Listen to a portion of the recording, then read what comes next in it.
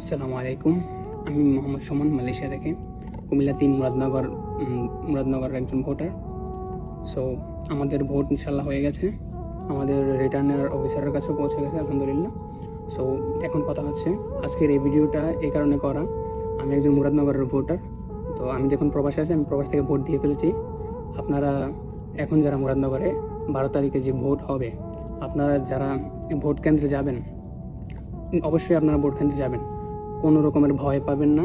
আপনারা যদি কেউ ভয় দেখায়, একটা কথা মাথায় রাখবেন, আজকে যদি আপনি ভোট না দেন, ভয় পেয়ে বাসায় বসে থাকেন, তাহলে কিন্তু এর দায়ী আপনি থাকবেন। যদি আপনার গাফিলতির কারণে কোনো অবৈধ সরকার আবার গঠন হয়, বিগত ফ্যাসিস্ট আমলের সরকারের মতো, তাহলে কিন্তু এর দায়ী আপনি থাকবেন। আপনার সন্তানের ভবিষ্যৎ আপনার হাতে।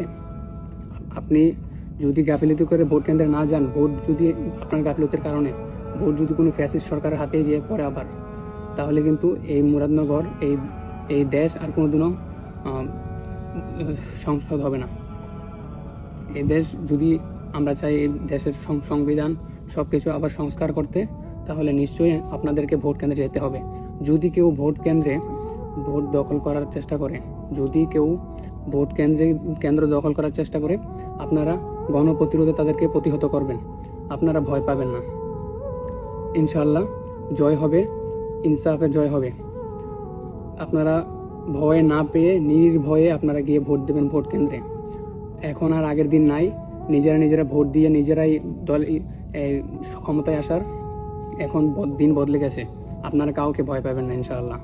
আপনারা ভোট কেন্দ্রে যাবেন, সুষ্ঠু মতো ভোট দিবেন, ইনসাফের পক্ষে ভোট দিবেন। আপনি জানেন, দুনিয়ার সবচাইতে বড় আদালত হচ্ছে আপনার বিবেক।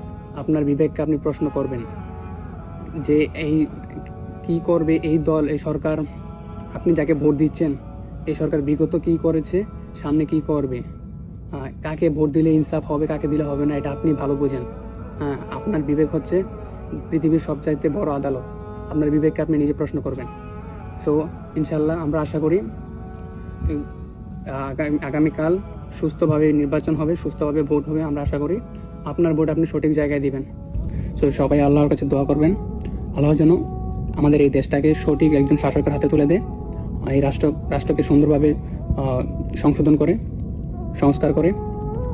সো আপনারা ভয় না পেয়ে প্রশাসনের আশায় বসে না থেকে, প্রশাসন বিক্রি হয়ে গেলেও হয়ে যেতে পারে, কিন্তু আপনারা ভয় পাবেন না। আপনারা সবাই মিলে গণপ্রতিরোধে তাদেরকে প্রতিহত করবেন ইনশাআল্লাহ।